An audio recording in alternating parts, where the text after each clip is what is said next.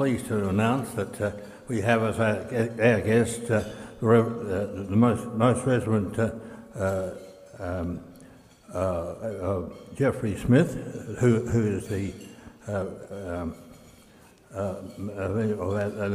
Archbishop of Adelaide. He's the 10th Archbishop which we've had in Adelaide, and he's come from the eastern states, and we look forward to hearing from him again. So we'll now ask you to speak. Right.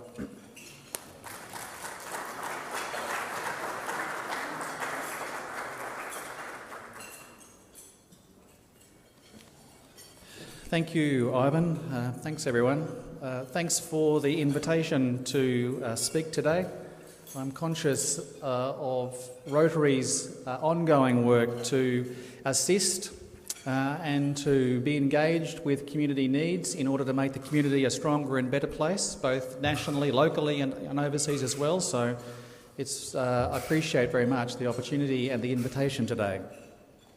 So Ivan said, I'm the 10th Bishop of Adelaide, one of the choir at the cathedral. Apparently, on hearing that or becoming aware that I was the 10th Archbishop, nicknamed me Mitre 10. So that's apparently how I'm known, at least around the cathedral in the choir. And I'm happy with that. I can live with that kind of name. If it gets no worse than that, it'll be okay. I arrived with my wife Lynn in April last year from Brisbane. I'm a Brisbane boy, a Queenslander, a fairly one-eyed Queenslander, particularly when it comes to various sporting events, none of which will be understood by Adelaide people, but very important for people on the East Coast. And it's been a process, really, of us settling in to Adelaide. We found Adelaide a very different place to Queensland, that's for sure. We've lived and worked in Brisbane, the Northern Rivers of New South Wales, Papua New Guinea, Sydney, and the Gold Coast. My last position before I was made an assistant bishop in Brisbane was to be the rector of the parish of Surfers Paradise, which was really tough, but someone had to do it, I guess. But Adelaide's in a really interesting place. People ask, how are you settling in?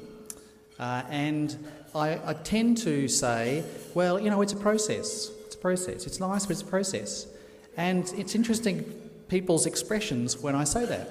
It's almost like people think, come on, you've been here for 2 weeks. You have already discovered that Adelaide is the most magnificent place in the world. What do you mean you're still settling in? But there are some significant differences. Adelaide is a very beautiful city. I'm not saying Brisbane's not, but Adelaide is much more so. Beautiful parks, beautiful gardens, well ordered, well laid out and well kept. In Adelaide there's always something on. I'm amazed you don't all get worn out. There are endless activities and opportunities to be part of things here. We've also found Adelaide to be very calm. It's come as a surprise. Mostly Adelaide people seem to drive at the speed limit. That's kind of novel. Certainly when I go back to Brisbane, I get shocked now at how slow I'm driving when I'm driving at the speed limit. I have noticed, though, I'm sorry to say, that Adelaide drivers don't seem to be very good at the merging part of driving. I kind of say to people, go on, just do it. Anyway, I've also noticed how pro-South South Australians are. I thought Queenslanders were one-eyed, and they are. But, boy, it's incredibly positive, this message of buy local, buy South Australia, support South Australia. I've been to restaurants and looked at the wine list, and there are no other wines on the list apart from South Australian wines. Yes. Which I can understand. Great food and great wine. I have to say the weather is also just a touch different. Coming from Queensland and having lived in Papua New Guinea, don't have a problem with humidity. And I got up this morning and I felt the moisture in the air and I thought, now this is summer. Wonderful. But we are getting used to the difference. We actually are enjoying the dry weather. People are saying to us, are you finding the summer hot? And the answer is no. We're really enjoying it. We've also noticed how multicultural Adelaide is. I think that came as a bit of a surprise to us. We didn't realise that. There are so many different people from various backgrounds that I think is a very significant positive for this city and for the state. Also noticed, that the F word, the football word, a different code here. People asked us when we first arrived, what team are you going to support? And I said that I would be taking advice on that. I must say that out of the two Adelaide teams, the advice I received was mostly to support the Crows, which means I'll probably support Port Adelaide. But anyway, we'll see how we go. It's been an interesting experience settling in, and we've actually found Adelaide people to be very, very welcoming. It's great to walk along the street and have someone coming the opposite way and be able to engage eye contact with them, which very often is the case, which is not the case certainly in Brisbane these days. So these are really, really positive things in the life and the culture of this city, and it's really nice and wonderful to be a part of it. I'm the 10th Bishop of Adelaide. The first one, Augustus Short, arrived in 1847. The Diocese of Adelaide is fairly small, it's fairly compact. It's basically the city of Adelaide up to the edge of the hills really, and then up into and to the top end of the Barossa Valley. It's very convenient. There are 3 Anglican dioceses in South Australia, and each one has at least one wine region, so that's kind of fair. And mine is the Barossa, so I feel the need often to make pastoral visits to that part of the diocese. In terms of the church in this diocese, in this state or this city, the Diocese of Adelaide has 63 Anglican churches. There's also a pretty large organisation called Anglicare that you might be aware of. And we have a number of Anglican schools and a couple of schools that we are in partnership with other churches. One in partnership with the Roman Catholic Church and one in partnership with the Uniting Church, which I think is also really positive and an expression of how well things can be done ecumenically.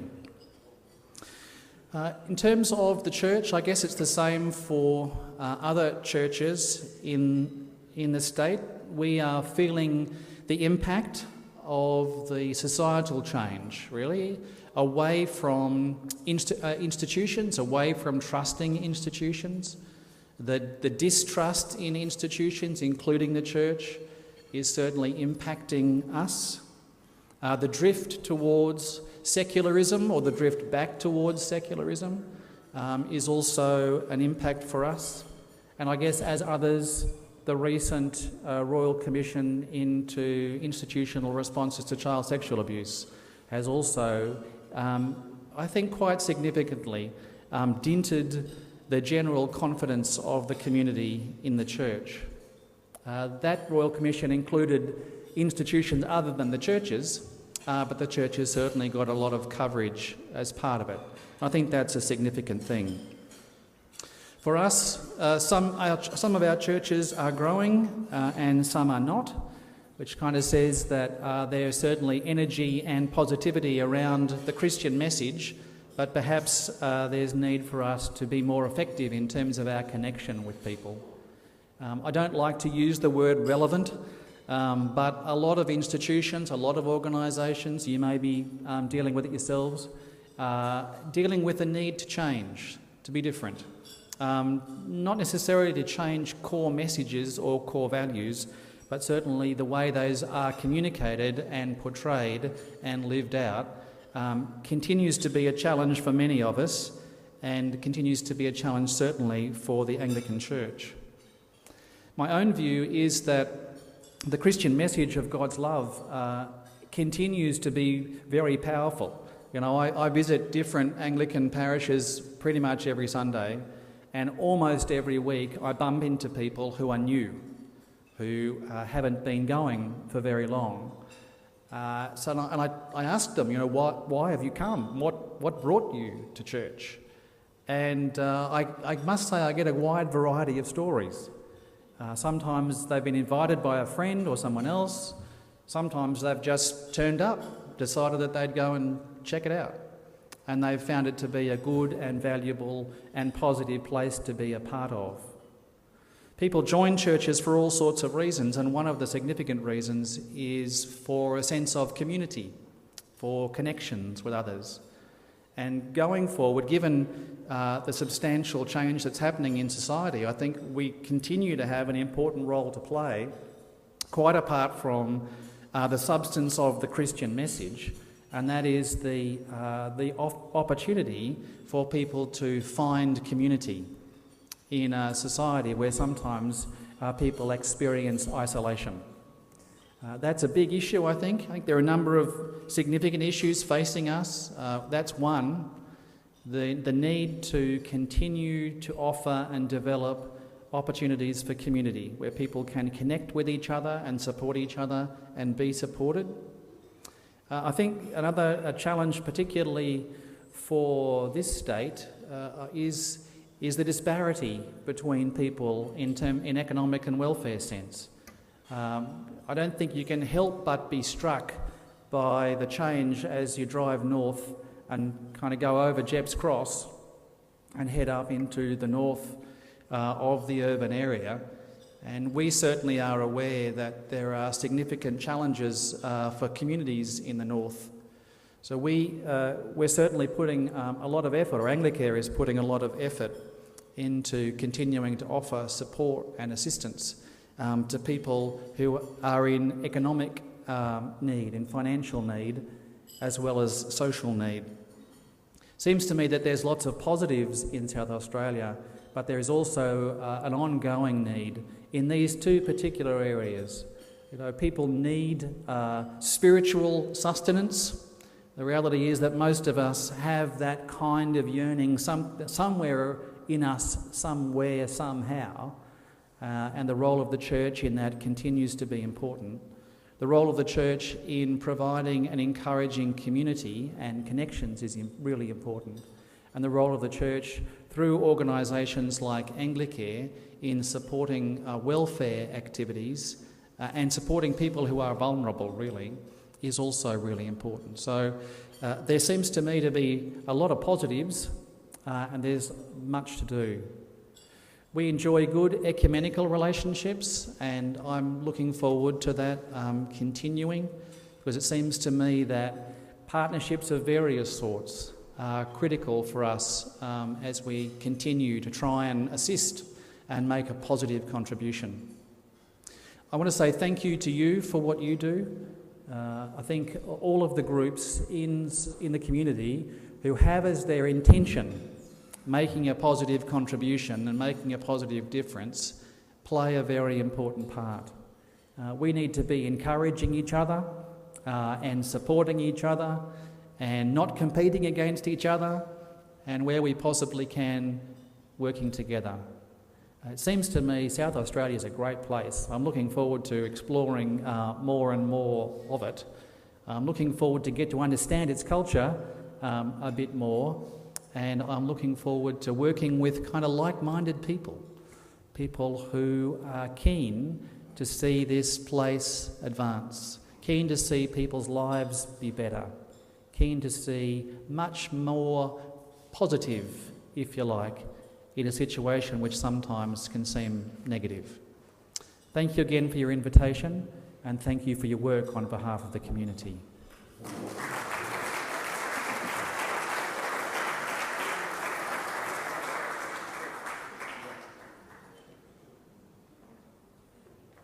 Thank you, Geoffrey, for that. Now we have time for a few questions, but he has to leave in about 5 minutes. So who's the first one to ask the question? Hey? No, nobody? That's unusual. What about you, John? All right. What?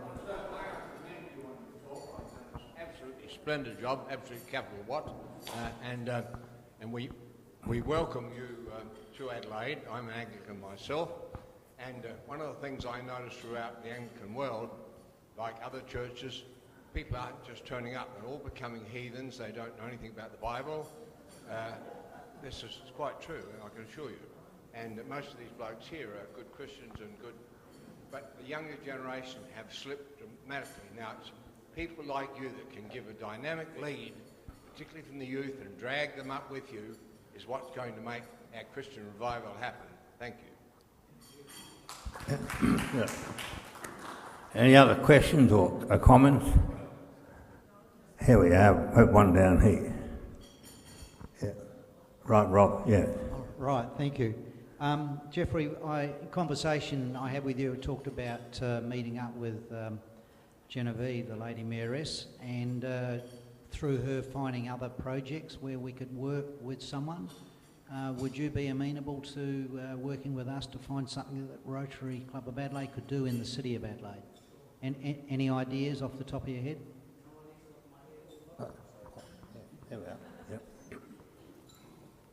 As I was saying, no ideas off the top of my head. One idea popped into mind, and that is I'm just aware of the extent of the issue of homelessness in Adelaide. Anglicare already works with that need, but one of the things that's a bit tricky, I think, for Anglicare is that Anglicare often works with government funding. And that's okay. The trouble is that there's no such thing as a free lunch with respect to government funding. So what you end up doing is, at least partially, being bound to government direction and policy. Which means that there are sometimes good things that need to happen, but because they're not part of government priority, they don't happen. And sometimes community groups actually spot a need and move into it and deal with it, and sometimes government funding follows down the track.